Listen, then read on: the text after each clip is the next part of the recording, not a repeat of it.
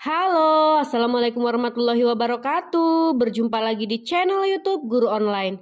Baik, kali ini Guru Online akan share dan bahas-bahas seputar soal pedagogik ya, sesuai kisi-kisi untuk pretest PPG tahun 2019.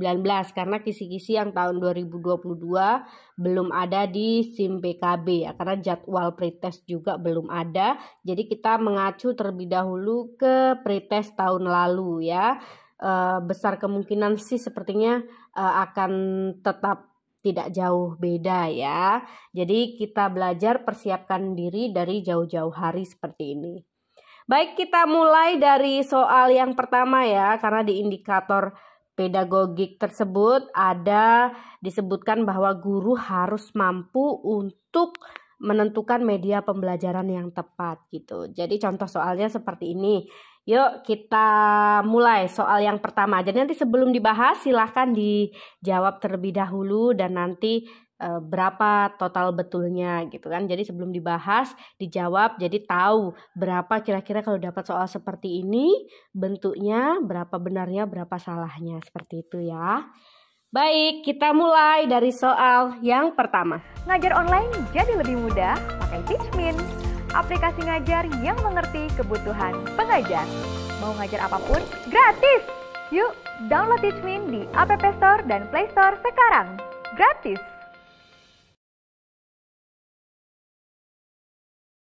Pak Budi merumuskan indikator pencapaian kompetensi, menjelaskan proses pembentukan peraturan daerah. Media pembelajaran yang tepat dipilih oleh Pak Budi untuk mencapai kompetensi pembelajaran tersebut adalah A. Video tentang sidang pembentukan peraturan daerah. B. Bagan alur proses pembentukan peraturan daerah. C. Video tentang kegiatan pembentukan peraturan daerah. D. Gambar tentang sidang pembentukan peraturan daerah. Atau E. Aplikasi tentang sidang pembentukan peraturan daerah. Silahkan dijawab Bapak Ibu, apa jawabannya?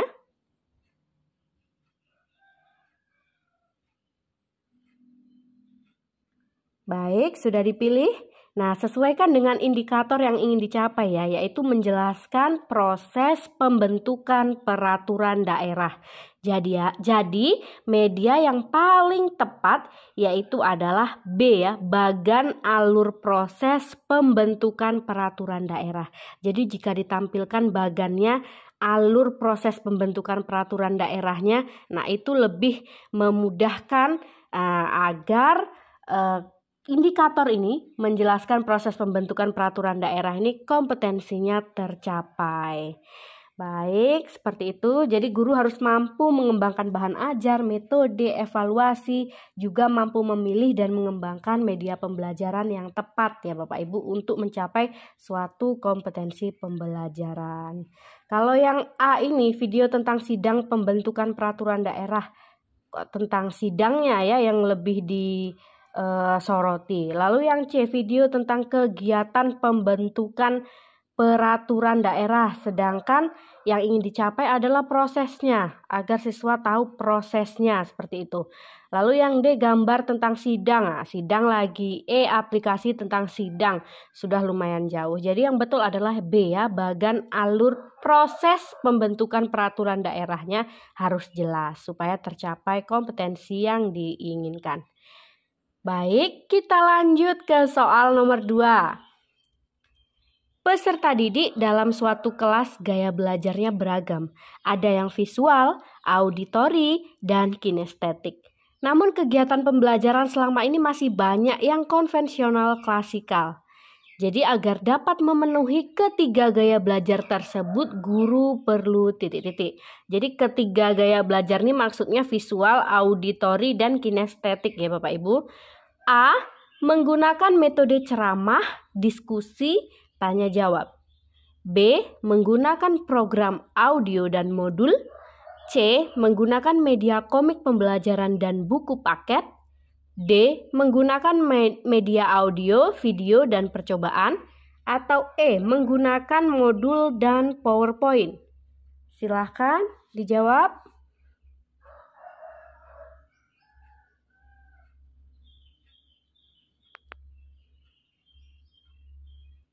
Baik, sudah ya?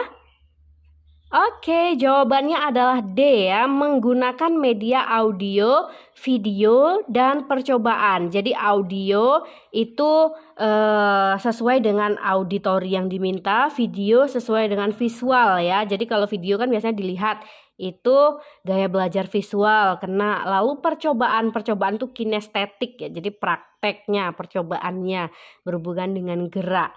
Oke, jadi itu yang tiga yang diminta, visual, auditori, dan kinestetik, itu sesuai dengan yang D ya. Kita lihat yang A. Menggunakan metode ceramah, diskusi, tanya jawab. Ceramah itu mendengar juga, auditori. Kalau diskusi itu juga cenderung ke gaya belajar auditori. Tanya jawab auditori juga. Nah, berarti visual dan kinestetiknya tidak terpenuhi. Sedangkan yang B menggunakan program audio dan modul. Oke, audio itu auditori. Oke, kena ya. Sedangkan modul, nah modul itu kan berarti visual ya, dibaca. Berarti hanya ada 2 yang terpenuhi, audio dan visual. Kinestetiknya tidak terpenuhi. Sedangkan yang C, kita lihat menggunakan media komik pembelajaran dan buku paket. Wah, ini dua-duanya visual ya, komik pembelajaran dilihat, buku paket juga dilihat. Berarti dua-duanya visual, berarti yang auditori dan kinestetik tidak terpenuhi. Sedangkan yang E itu menggunakan modul dan PowerPoint. Modul juga dibaca, PowerPoint juga dilihat. Modul dilihat, PowerPoint dilihat, maka visual juga dua-duanya. Jadi yang paling benar adalah yang D ya, menggunakan media audio, video, dan percobaan. Oke Bapak Ibu. Oke ya, kita lanjut ke soal nomor 3. Pada suatu proses pembelajaran di taman kanak-kanak, peserta didik akan dikembangkan aspek motorik kasarnya. Maka pendidik dapat menugaskan peserta didiknya untuk melakukan kegiatan titik-titik. A. Membuat kalung mainan. B. Menendang bola. C. Memasang puzzle. D. Mewarnai pola. Atau E. Menjiplak huruf. Silahkan, yang ditanya adalah berkaitan dengan motorik kasar.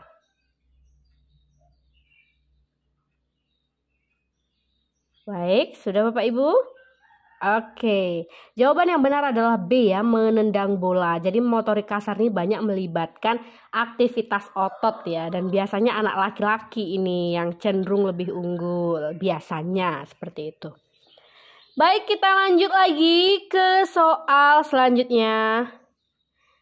Perkembangan kognitif peserta didik sekolah dasar berada pada taraf operasional konkret, sehingga mereka merasa kurang memahami materi pelajaran yang disampaikan gurunya secara verbal saja. Proses pembelajaran tersebut akan efektif jika disertai dengan menggunakan titik-titik. A. Media gambar.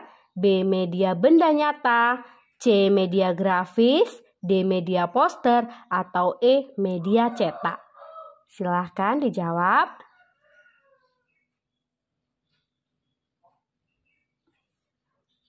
Oke, sudah ya?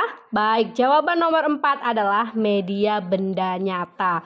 Karena bisa kita lihat aja dari bentuk soalnya, katanya berada pada taraf operasional konkret. Jadi membutuhkan sesuatu yang tampak nyata, jadi sehingga lebih mudah dalam belajarnya.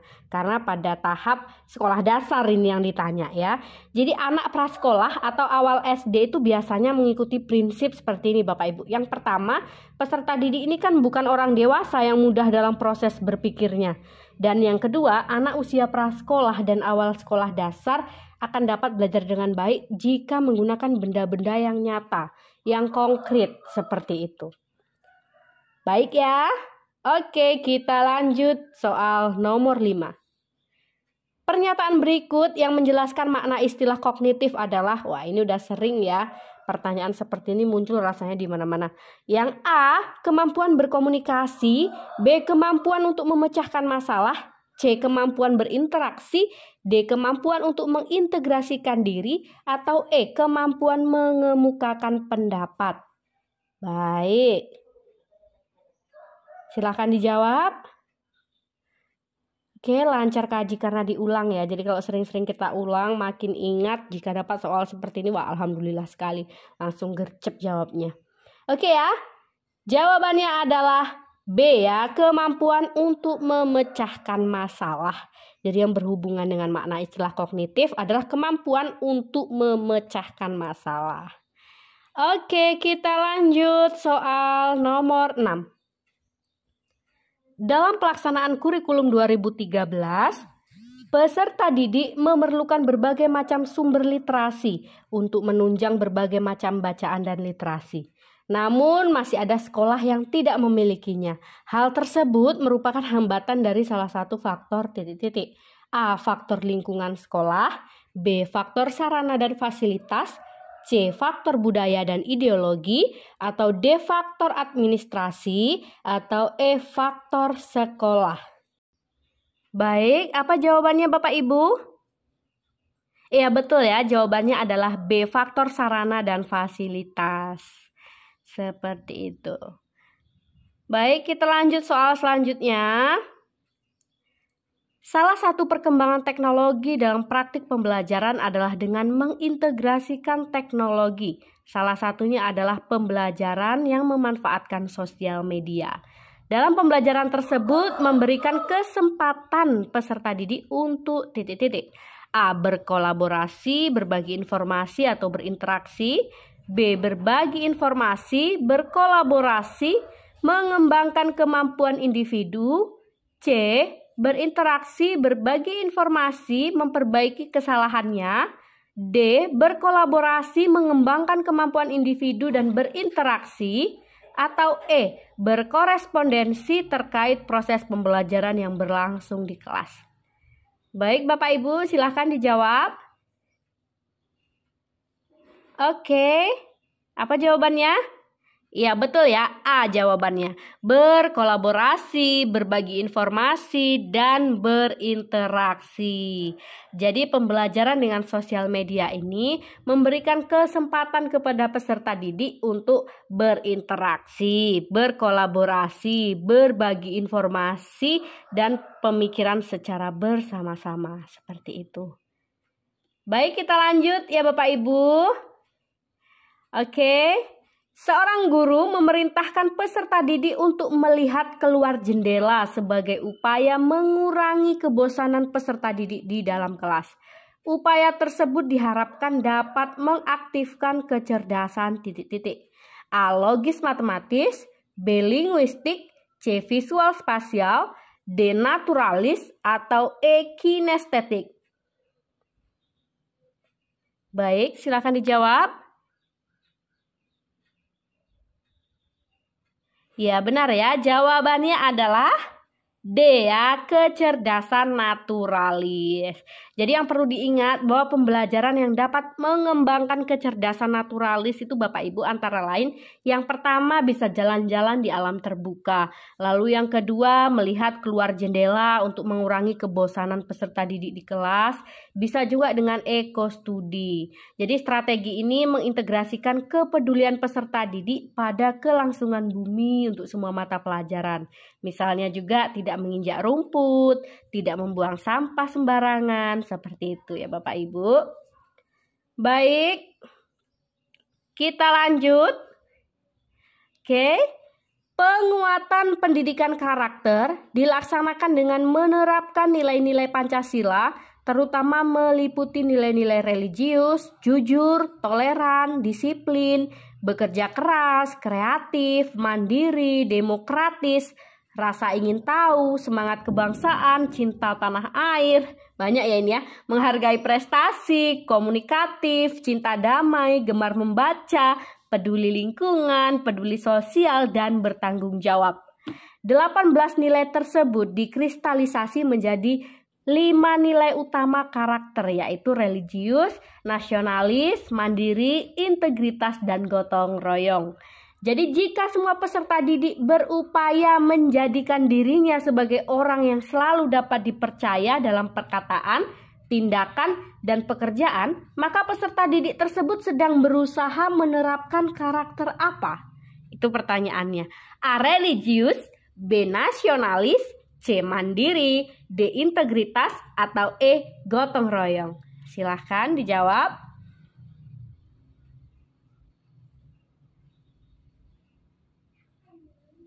Baik, jawabannya adalah, ya betul ya, jawabannya adalah D, integritas. Jadi kalau religius itu mencerminkan keberimanan kepada Tuhan Yang Maha Esa. Kalau nasionalis itu menempatkan kepentingan apa Bapak Ibu? Menempatkan kepentingan bangsa dan negara di atas kepentingan diri dan kelompok. Sedangkan mandiri itu artinya tidak bergantung kepada orang lain dan mempergunakan tenaga, pikiran, waktu itu untuk merealisasikan harapan, mimpi, dan cita-citanya. Sedangkan gotong royong itu mencerminkan tindakan menghargai semangat kerjasama dan bahu-membahu menyelesaikan persoalan bersama. Nah, yang terakhir inilah jawabannya, yaitu integritas ya, yaitu upaya menjadikan dirinya sebagai orang yang selalu dapat dipercaya dalam perkataan, tindakan, dan pekerjaannya. Oke. Baik ya Bapak Ibu, semoga bisa membedakan mana yang religius, nasionalis, mandiri, gotong royong, dan integritas ya dari contoh-contoh yang sudah diberikan. Baik, kita lanjutkan ke soal yang terakhir, yang nomor 10 ya Bapak Ibu. Peserta didik berusaha untuk memperoleh dan mendapatkan informasi dengan melakukan observasi atau eksperimen guna mencari jawaban dan memecahkan masalah terhadap pertanyaan atau rumusan masalah dengan menggunakan berpikir kritis dan logis. Strategi pembelajaran yang sedang digunakan berdasarkan penjelasan tersebut adalah A. Kooperatif, B. Project Based Learning, C. Kontekstual, D. Inquiry, atau E. Discovery. Oke, silakan dijawab. Sudah? Baik ya, jawabannya adalah D ya, inquiry, yaitu proses untuk memperoleh dan mendapatkan informasi dengan melakukan observasi atau eksperimen.